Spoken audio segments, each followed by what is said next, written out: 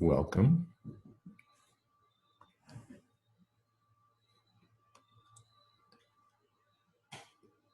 I thought we'll read a little something from Srila Prabhupada. And let's see where that is.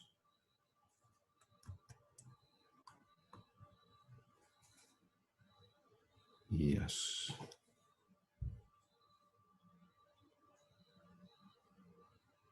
Well, Namo Vishnupadaya Krishna Preshtaya Bhutale Srimate Bhakti Vedanta Shaminiti Namani Namaste Saraswati Deve Gaudavani Pracharane Nirvishesha Shunyavadi Paschatadeshatarane Vansha Kolpatarubhyascha Kripa Sindhu Pyevacha Patitanam Pavanebhyo Vaishnavebhyo Namo Namah Shri Krishna Chaitanya Prabhu Nityananda Shri Advaita Gadadhar Shiva Shadi Gaur Bhaktavinda Hare Krishna Krishna Krishna Hare Hare Hare Rama Rama Rama Hare Hare. We are reading from Srimad Bhagavatam, 3rd Canto, Chapter 24, Text 41. Kardama Muni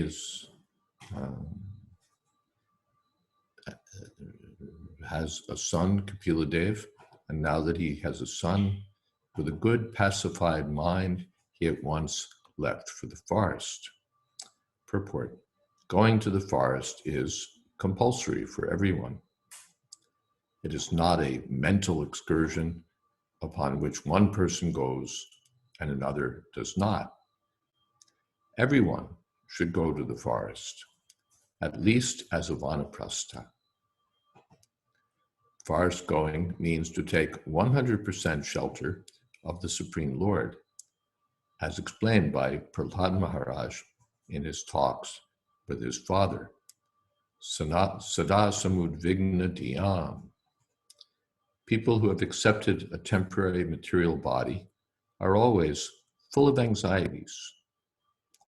One should not, therefore, be very much affected by this material body, but should try to be freed. The preliminary process to become freed is to go to the forest or give up family relationships and exclusively engage in Krishna consciousness. That is the purpose of going to the forest. Otherwise, the forest is only a place of monkeys and wild animals. To go to the forest does not mean to become a monkey or a ferocious animal. It means to accept exclusively the shelter of the Supreme Personality of Godhead and engage oneself in full service. One does not actually have to go to the forest. At the present moment, this is not at all advisable for a man who has spent his life all along in big cities. As explained by Prahlad Maharaj, it vatmapatam grihamantakupam. One should not remain always engaged in the responsibilities of family life, because family life without Krishna consciousness is just like a blind well. Alone in a field, if one falls into a blind well and no one is there to save him, he may cry for years, and no one will see or hear where the crying is coming from. Death is sure. Similarly, those who are forgetful of their eternal relationship with the Supreme Lord are in the blind well of family life. Their position is very ominous.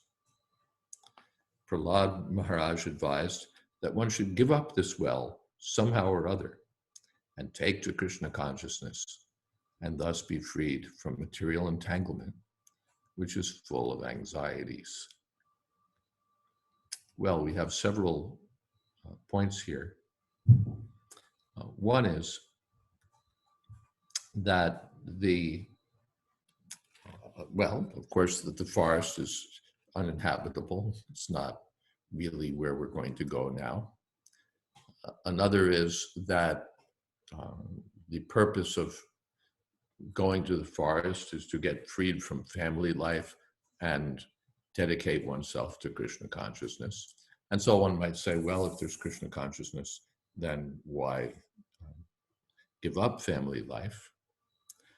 But the answer is given that it's not a mental excursion that some people should take and some people should not take, but the Vanaprastha ashram at least should be accepted, which means taking full shelter of the Supreme Personality of Godhead, giving up so many family responsibilities. Well, that's a short summary. And again, I wonder, I'm letting you set the direction at this point for our discussion. You're all welcome, by the way, to start your videos and so that we have more of a, shall we say, chummy relationship here. Yeah, there we are. So that we can see who's who and what's what. We'll get a little more like the kind of Sangha that we would have non-electronically. Kamalini's there, yes. Welcome.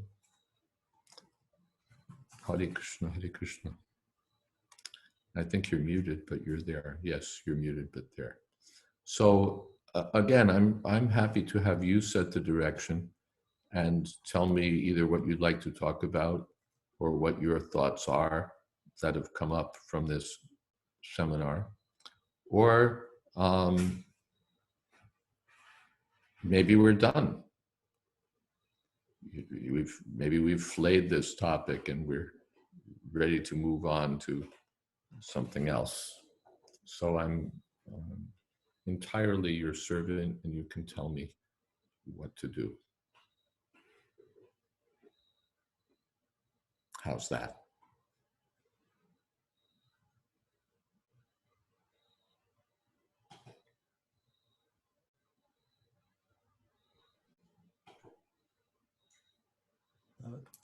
Tulsi, yes, there's a chat. What the verse was that you quoted from, or? Venkatesh says, it seems that Vanaprastha ashram is more difficult compared to other ashrams because there's uncertainty of material facilities. Well, it's easier than sannyas, where it's still more uncertain. The sannyas is the maximum uncertainty. Brahmacharis they know what they're doing, but it's so they really don't have that same uncertainty. Grahastha, in my vision, Grahastha life is the most difficult because yes, you have facility, you have material facilities, no institutional support there either, but you've got to work to make it happen. And who knows which way it'll go. So I don't know that it's easier for the grahasthas. My thinking is that it's easier once you've been a grahastha and you're done with it, it's easier to accept the Vanaprastha life. Fewer responsibilities, fewer hassles, much easier than the Grahastha ashram. The Grahastha ashram really is the most difficult, if you ask me.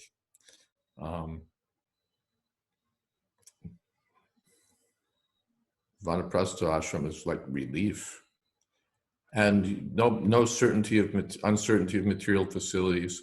Well, that's, first of all, the material world. There's sort of an illusion that everything is certain. But apart from that, that's good for us. That uncertainty means that we'll depend more on Krishna, and Krishna will supply. Actually, that's certain, that if we depend on Krishna, nitya yukta viyuktanam yogakshema vahamya, Krishna will supply. He's supplying even for the non-devotees, why not for the devotees? It's just a question of developing that confidence. Bhakti Gopal says, it says here we need not go to the forest now, but rather to the temple. My question is, does it say the temple? I don't think it says the temple. My question is, if I join the local temple, I will have my material attachments nearby to fall on all the time, thereby reducing my surrender to Krishna. On the other hand, other temples don't know us, so they might reject our offering. So how do we put it together? Well, there are different things you can do. You might start with the local temple just because you're a little more sure. Or if you're confident, you can go anywhere. You can go to some other temple. You can start your own program anywhere in the world. You can travel to holy places. So many things that you can do. And I don't think, does it say in the purport, go to a temple? I don't think it's there. It just says, you don't have to go to the forest. Let's see. It says, take 10% shelter of Krishna. That's what you do instead of going to the forest. Temple is not mentioned in this verse. And that's also my observation, that ISKCON or temples may be unreliable, but Krishna is reliable. And therefore, we're not advised depend on the temple, depend on ISKCON, but depend on Krishna. If ISKCON helps in some way, that's wonderful. And if they don't, well, Krishna is still there. That's our conviction. Is there something else that you would like to talk about? Comment, Tulsi Priya. Do comment. Hi, Krishna Maharaj. Thank you for your talk. The recurring, I don't want to call it a realization because a realization means you realize it. But I feel like what keeps happening over and over, what keeps recurring as far as a theme is just this whole letting go. And, you know, when we join ISKCON, if we're young people, you know, let go of sinful activities, gross sinful activities. And then it's a process of refining the consciousness, and subtle things hopefully become less and less, subtle sinful mentalities, subtle sinful behaviors. And then at the end, it's like, okay, you got rid of most of it. Now the rest has to go. And it's right down to the wire. And because I think in earlier stages, nobody's going to blame you if you're concerned about survival or your children. You know, if you have little children, of course you have to take care of them. And if you're, you know, it just seems natural for a younger person to be concerned with survival and thriving in the material world while also cultivating their Krishna consciousness. But when you get old, it's sort of like, okay, what's left for you? Your body's not worth it anymore, you know, or it won't be shortly. And so just start letting it go, you know, and that seems like that last little bit that is, you know, when somebody says it's the hardest ashram, it's like that last little bit is so hard to let go of, especially when you're talking about relationships.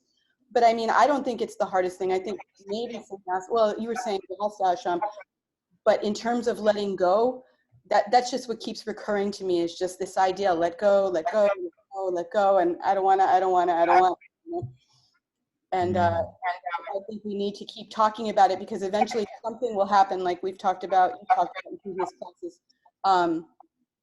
You know, something will happen, an illness, a divorce, a death in the family, something or other will make us let go.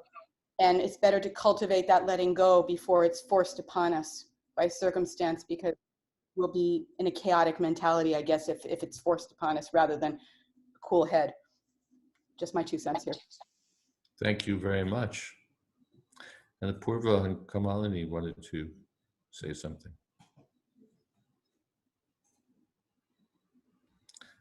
For which we need you unmuted.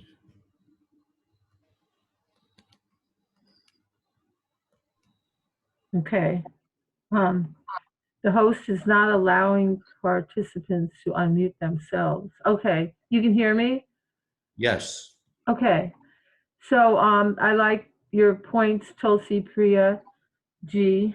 So yeah, about the letting go, that's really what it's all about in this Vanaprastha adventure. And like you say, it's like a tug of war. Like but the more we do it, the easier it becomes. And and yeah. So as far as the comment of it's the most difficult, it seems like every ashram has its difficulties, just like every service does. No matter what devotional service you do, there's a part of it that's difficult. Like if you're a cook, perhaps like cleaning the kitchen after you cook at the temple, that's like could be an austerity, or making up the menu and the shopping list and going shopping, and every service, going on book distribution, you have to carry the books with you and park somewhere, so no matter what. And then if you're a traveling sannyasi, that's really difficult, I think, traveling all over the place and waking up every day not knowing what country you're even in. And so Vanaprastha, in a way, like you said, it's a great relief when you've had children and now the children are on their own, although they're never quite on their own. But it's a great relief, to not have to worry. Like when I see mothers now of young children, I'm like, gosh, I can't believe that I did that, because it's like totally consuming having children. You're totally involved and your whole consciousness is focused on them. And it's a tremendous, amount of work, you could say, and all. But it seems to me, at least in ISKCON, sannyasis, maybe the grass is always greener on the other side, but it seems like they are well taken care of. As far as I can see, they usually, are easily accommodated, easily fed, easily given donations for their preaching. And, it just seems to me that besides, there's many austerities, but in one sense, it maybe is not. And plus, you don't have much to let go of if you have not accumulated a lot. Like my daughter's helping me, like coaching me, and I have photo albums that I've collected, the whole year, all the years of my Grihastha life, not only family, but friends and devotees and festivals. And so she's helping me. So what she does, she took out of 3 big albums, she took out, I'd say about 25 pictures. And she said, here you go, take them and throw the entire albums in the dumpster. Like, don't even look at them, throw them in the dumpster. And I'm like, are you kidding me? Like, these are people that are so dear to me, and at least let me give the pictures to them. And she's like, no, they're the ones that gave you the pictures. They already have them, and they're trying to get rid of their things too. So that's just one little example of, like Tulsi Priya is saying, the tug of war of letting go. But it's, I've been working on it for several months now, I'd say since the beginning of the seminar, and it is getting easier, but still it's not easy, and and all. But as far as you're saying, should we go on? Like, I was actually serious when I said some months ago, I would like to see the dying adventure, like for real, getting ready for death, because we're all Vanaprastha. That's what it's leading us to. We're thinking, okay, I'm preparing. What's the most important thing I should be doing at this stage of my life? What's the priorities now? Like, my husband has a great excuse that Maharaj taught him. Whenever he's invited to a family birthday party, graduation of my grandchildren. He's like, Maharaj said that I'm no longer obligated to attend all of these things. And so anyway, you're to blame, Maharaj, that Ah, that he doesn't attend. You know, I tell my grandchildren they're growing up fast, and you won't have the opportunity, but he doesn't mind. But he does come a little out of obligation. But anyway, so that's just my 2 cents. Like really about.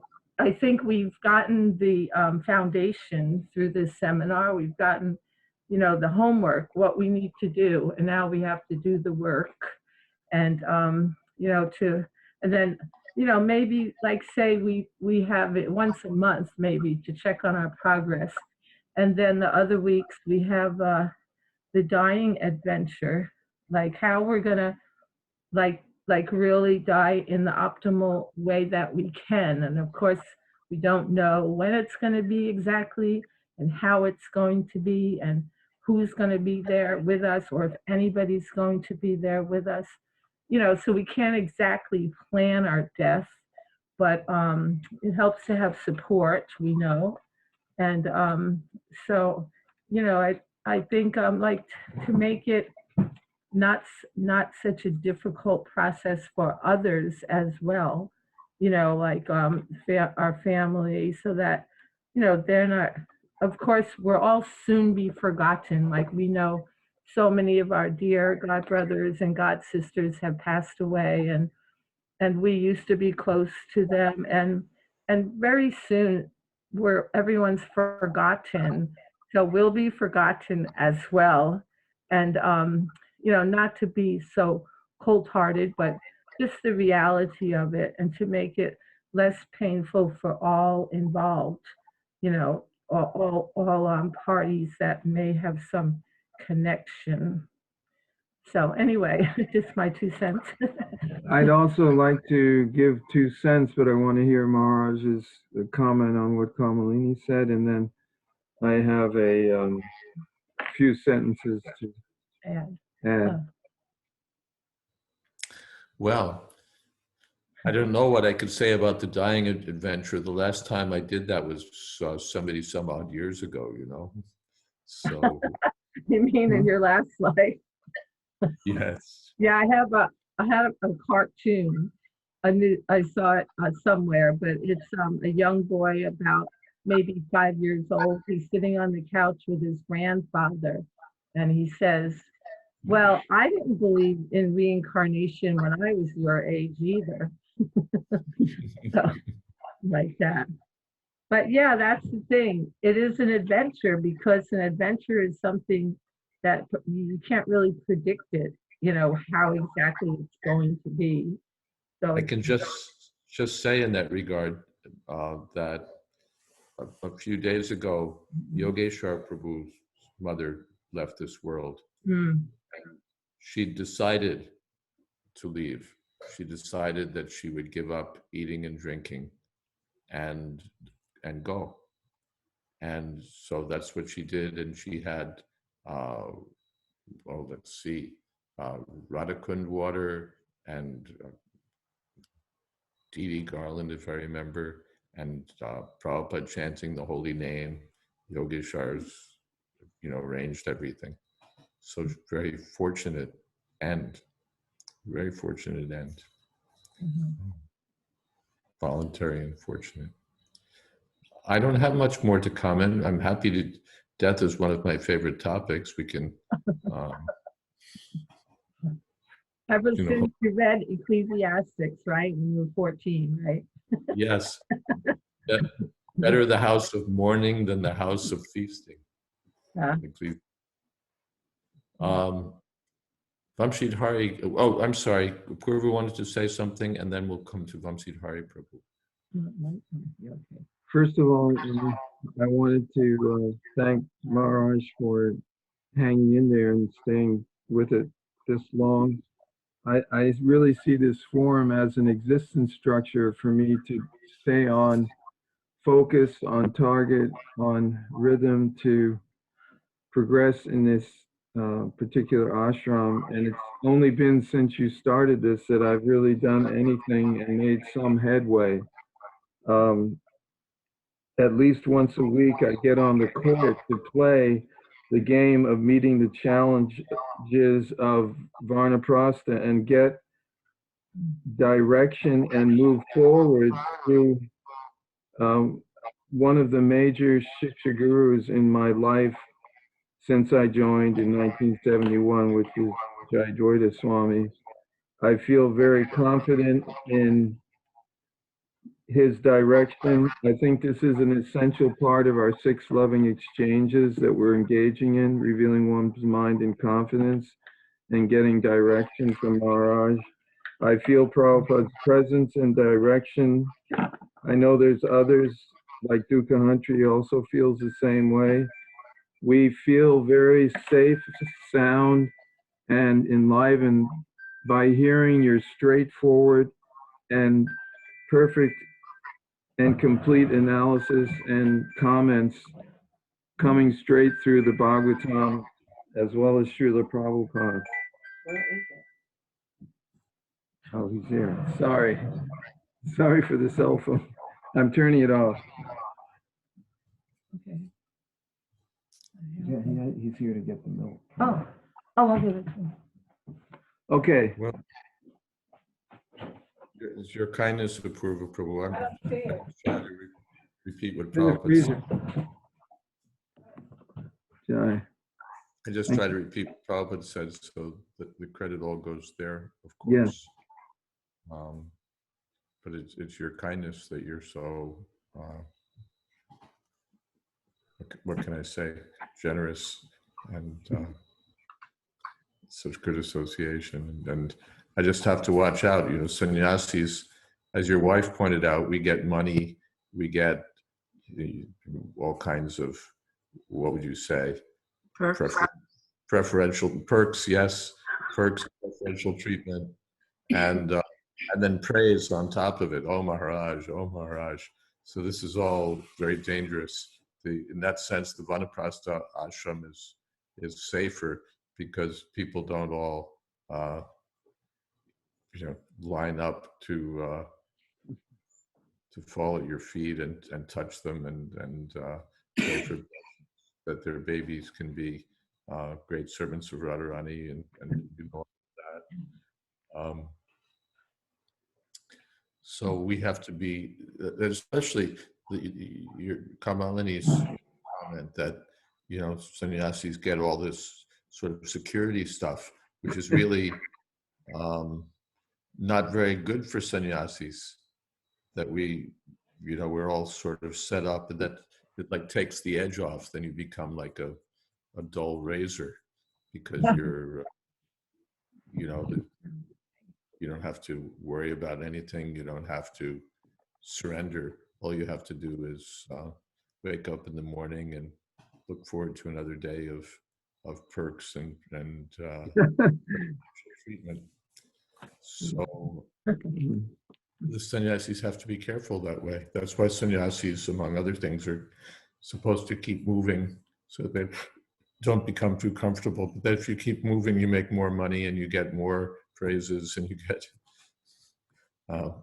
and that the tendency is there, well, let me move someplace where my admirers there, my comfort, my admirers are there, my comforts are there. Better to go to places that are more difficult, but that requires determination. It's easier to go someplace easy. And Prabhupada's our example. He picked up and went to America where there were no certainty of anything, and then left Butler to come to New York where there was still less certainty. So that's our example of a sannyasi. That's really sannyas. Boy is very austere. Boy is very austere. It's very difficult. Vamsidhari Prabhu has been waiting patiently. I just wanted to say, in closing, I just wanted to mention that to leave this forum for me would be a very sad day. So You've been very generous with your time. You have to choose whether to keep going or not. But I It's would not, vote yes. it's not my time. It's just a question of how I can be of best service. Really, I've kept it going for you. Okay. Thumbs up. Like I say, have both. Maybe, every other week or whatever. Yeah, we can. I I'm don't not know. much of a man. I guess how everybody else feels about it. Okay. Yeah. Thank you. Vamshid Hari Prabhu. Yeah. Thank Hare you. Krishna, For, Maharaj. Yeah. Please accept my Dandavat Pranam. So, thank you so much, Maharaj. Like this seminar has been very helpful in many ways, and like I would like to keep continuing it. Like if not at same frequency, maybe a reduced frequency, but definitely we want to be in touch and keep discussing and hearing, so that we don't fall, into the same material trap.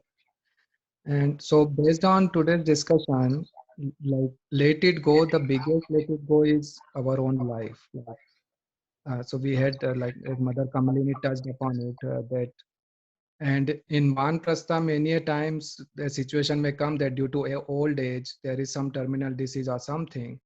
So then the question come like let it go or keep fight to make yourself healthy again. And then you said you quoted the perfect example of whether that Mataji voluntarily decided to go. So I would like to get some more insight into that, like how do we prepare the consciousness to let it go as far as our life is concerned? Because material aspects, material things are one thing, but when it comes to that, let it go for my life, or I should just hang on to it if some situation is like that, like disease or terminal disease or something like that is there. So how to prepare our consciousness during that time? thank you. We're into Kamalini's seminar on getting ready for death. The Vishakadasi asked me the same question.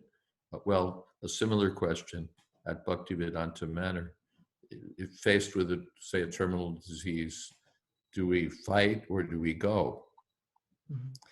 And of course, each case is individual. And it would be, in one sense, presumptuous for me to say, well, here's what you do, because everybody has their own life and their own considerations. But death is sure in any case. And there's something to be said when death arrives, when death is really sure, when trying to avoid death is pointless. It's basically we're done. Then surrender. In Shakespeare, cowards die many times before their death. Mhm. The valiant never taste of death but once. So sometimes we see that we're running from one faith healer to the next psychic surgeon, to the next naturopath, to the next Ayurvedic miracle man, to the next operation, to the next, and it's why? Why should we run and run and run and run? Parikshit Maharaj said, all right, 7 days, let's get ready. And he's the ideal example of getting ready for death. He gave up his royal dress, he gave up his kingdom, installed his son on the throne, and went to the Ganges, took shelter of the Ganges and the association of the sages, and heard from Sukadev Goswami till his last day. So there's so much to be said for that courageous approach. Let me go. Mhm. There's something to be said for, while I have this body, let me serve. And as far as I saw Prabhupada's example, he tried to keep his body and soul together. And when he was ill, he thought, all right, let me go to, what is that hill, to Rishikesh. Okay. But then he saw that it's not working. Let me come to Vrindavan and give up this body. And even, when it was really his disciples who were begging him, please stay, but he was ready to go. He wasn't hanging on. How do I know I'm the founder Acharya of ISKCON? How will ISKCON go on without me? What about all these young devotees who still need so much training? My notice is there. Let me go. That was really his determination, or his willingness, that let me go. So where is that point where we decide, all right, let me go? That's everyone's individual decision. And if we've cultivated Krishna consciousness, we won't overstay. We won't hang on fighting for dear life when dear life is no longer really an option. We'll say, all right, my time has come. Let me use this time for focusing my mind on Krishna, for surrounding myself with devotees, for hearing the holy name, for purifying my heart, for giving up attachments, for taking shelter of Krishna's lotus feet. That's the real perfection of life. And to in one sense miss that, or miss a large part of that because I'm busy just trying to stay alive, is pointless. At some point, and without being very particular, we might say sooner rather than later, one should be ready to surrender. All right, Krishna is calling me, let me go. Right.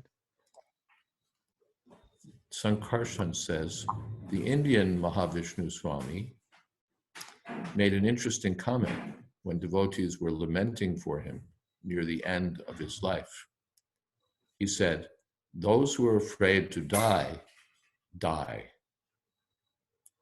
Kumarupa Prabhu also said at the end of his life that he was dying, and he was happy to be dying. Not in a suicidal way, of course. Also, when I was at Bhaktivedanta Manor one time, I met Tribhuvanath Prabhu, who'd been diagnosed with terminal cancer. And I said, Tribhuvanath Prabhu, how are you? And he said, I'm going to die.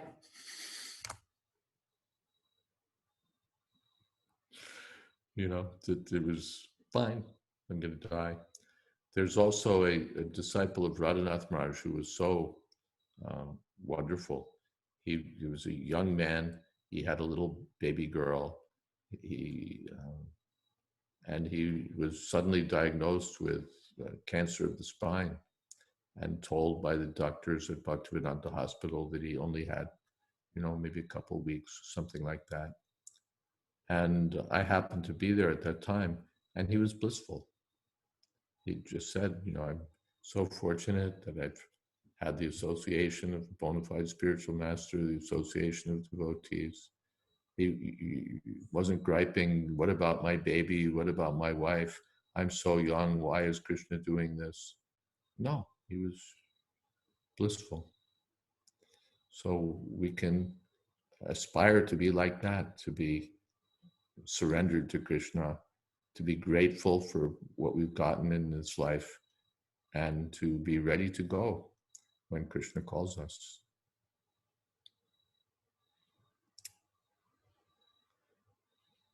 Yes, Kamalini, a real hand. I think maybe I have to tell you. I still don't know how to raise my hand on the screen. But anyway, and Shamali, who just left a couple of months ago, only like 41 years old or something like that. And how, she sent out her Bhishma Dev's wife, and you know, they were planning the whole dying process, and they made a card that they sent to every one of her friends and people that helped with the GoFundMe. You know how she wrote all about it, how she was embracing it, and how grateful for the philosophy and and the support, you know, of her husband, and her mother was there, and her father, and the thing is that this is the greatest gift our philosophy has to offer, one of the greatest gifts, right? That we are so like fortunate to face death head on. Like some people say we're pessimistic perhaps because they don't talk about death. And even we know, like some of you may know people right there on their deathbed, they're like still like fighting it, saying no, you know, I don't want to die, and do something, you know, that. And of course Elizabeth, what's her name, Elizabeth Rubert Ross, Kubler-Ross. yeah, like, you know, the whole book about the 5 stages of dying.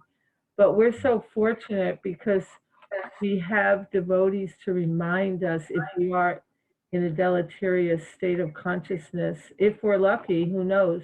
Many devotees die in a car accident or whatever, you know, but if we're fortunate to have that and they're like coaching us on to, okay, stay fixed in Krishna.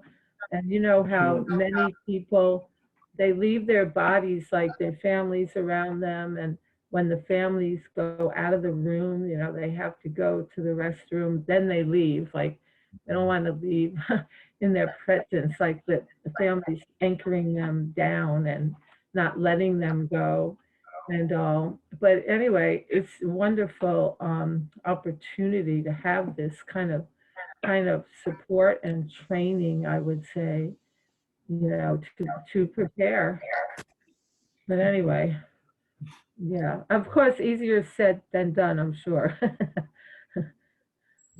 One of our experts in this matter is our God sister Sangeeta Dasi, who's, as you know, is very much involved with helping devotees leave this world. Tulsi, Priya, did you want to say something? Yes. The old traditional hand has become. Yeah. Well, there was the option of raising a virtual hand. So, some of the things that have been said reminded me of a book that I bought years ago. It's called Legacy, and I'll post a link to it on the Vanaprastha Adventure Facebook page, and I'll also post it here. There's a book called Legacy, and it's for people to write their personal history. I was on the looking for something on the internet, Googling, and was Krishna related, and I was so sad to see that all of the initial search results were controversial things by people with a serious axe to grind. And I'm thinking, and these people tend to be senior devotees, who this is how they're spending their last years, you know, fighting battles that I don't know. It just made me very sad. And so as Mother Kamalini was talking, I was remembering this book Legacy, and it helps a person to write about their past in order to leave something for family members and friends. And I'm thinking there's so many devotees who aren't prominent figures in the same way that sannyasis or gurus are, but they have something to say. And if they had some guidance, or even without guidance, if they feel like they know what they have to say, they could write something or make a video or, you know, start a blog. And it's just something that would be left behind for their family, for their friends, for the devotees in general, you know, that they can present their own realizations and their take on Krishna consciousness and things that they think need to be done. And maybe it wouldn't appear until after they'd passed. There was a thing in the New York Times a while back. I remember Art Buchwald, the writer, he did a video before he died, and then after he died, they presented it on the New York Times. He says, "I'm Art Buchwald, and I've died." And then he proceeds to talk about his life. It was hilarious. It was very enlivening, actually. So I think that's something that all of us, you know, should think about. Maybe just what is it that we want people to know? You know, we've been given so much. So what I mean, we're, devotees are all doing stuff to share Krishna consciousness, but our personal legacy, what is it that we want people to remember, and I think that's valid for especially senior devotees to do, even if they're not big preachers or gurus or anything like that, if just only for their own families. Thank you for that. Yes, come on.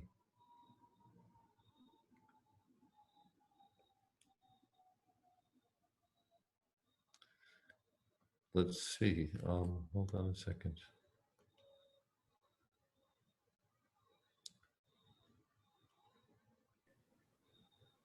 Read together after I die. Then you can discard if you like. Aha. And I said, maybe you can read it for my 1-year disappearance anniversary, because I think immediately after, my family might feel a little raw, you could say. So I've started such a thing to just save things that, that I have written, and like Tulsi's saying. And I'll continue, but still I think I should make it thinner in the mood of purging. It's still a little too thick. You think like an editor. I think you should add to it. Okay, yeah, maybe put one in, take one out. Yeah, because there might be a few more years. Add to it. Yes. Well, we have a little more, a few minutes more. Let me see.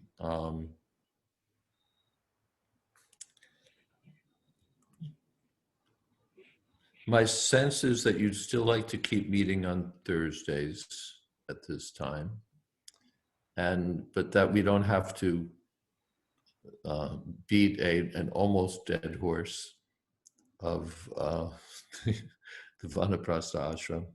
We could talk about other topics, such as the pleasant topic of death, and what we might do is say once a month or once every 2 weeks, check in and perhaps in a more practical way ask, what progress, what questions, what realizations, what actions in regard to Vanaprastha life. And in that way, maybe sort of expect more homework, not explicit homework, but at this point, it is whatever you do with it. If you heard it and you let it go and say that was a good seminar, that's one thing.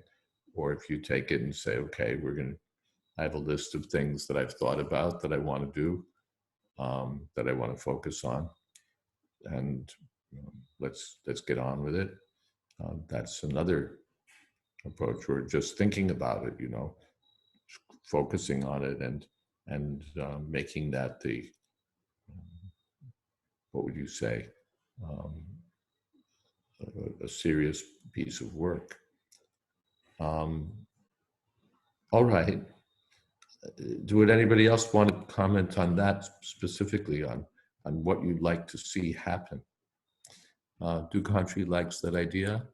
Nice to just discuss mature topics like this among my most respected peers. Well, that's the other thing we can do if you like. We can, it can be anything goes, If you'd like to talk about death one week and you'd like to talk about something else another week, it can really be, sort of a little group where we talk about whatever's on your mind. That's also possible. And maybe better than, how many weeks shall we go on death?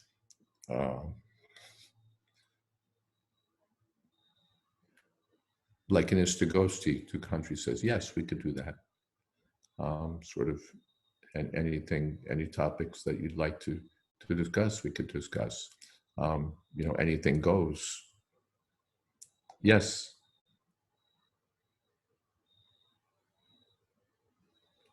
You need to be unmuted, Kamalini. Okay, right. There you are. Would it be a good idea to like, say like today, we decide what topic we will discuss next week? That way we can perhaps research some of it and, Do homework. yeah, you know, and be prepared for it. Like, you know, That's good. I just That's- suggested a topic. okay. What's your topic, Tulsi? Ideal death situation. In other words, let's say you get diagnosed with cancer or something and you have the opportunity to die at home or die wherever, you know, and you have enough notice. Like, you know, if you're, you know, you get sufficient notice and you have sufficient cognitive ability to know that you're dying. So then we can describe our ideal death. I mean, I have my, you know, I have mine already. You know, maybe even, I don't know, ideal funeral or something. But I think let's start with death, you know, just how we want it, how we would like it to be. I mean, it may not, I don't know, in some ways it seems silly because we don't have control over it, but I think it's nice to have something to aspire to. Okay. Like personally, I like Bada Hari Prabhu doing kirtan with me when I'm dying. Yeah. In the next few years, Badahari may be so busy that, you know, he'll have to choose between, you know, which dying godbrother to be with. Or he may die before you. That's also possible. Like I said, it's ideal. That's a good idea. I'd like, Yeah. yes, go ahead. We could also, I thought of, I told my daughter what feast I would like served at my funeral. what prashadam. And anyway, we're getting into the topic prematurely, but that's a great topic. I think it's a great idea. I'll save it for next week or next time we discuss it. I know that Vamsi Hari has some very practical things to talk about in regard to preparing for death, sort of things that he might not have gotten a chance to talk about during his personal finance seminar. So that's on the practical side. And then, you know, really our focus is the Shastric side, the examples of the great devotees and even our you know, contemporary great devotees, what their example is. So all right, that gives us something to look forward to next week. We could all look forward to death. That's our that's our topic for next week. And assuming you're all still around, we'll see you then. Right, and maybe Vamsi Dhari can talk about preparing a will. Preparing a will is signing a contract with death. So I haven't done it yet. Oh, there's yes, I think Vamsi Dhari Prabhu, you're willing, yes? Yes, yes, Maharaj. I can talk about that little bit. Yes. Okay. Yeah. Okay, so this time next week, death. All right. And Thank you. Nanda Prabhu speaking now. There's my alarm. On the next class. And Tuaco channel is going on in 2 minutes, and we're leaving 2 minutes to head over there.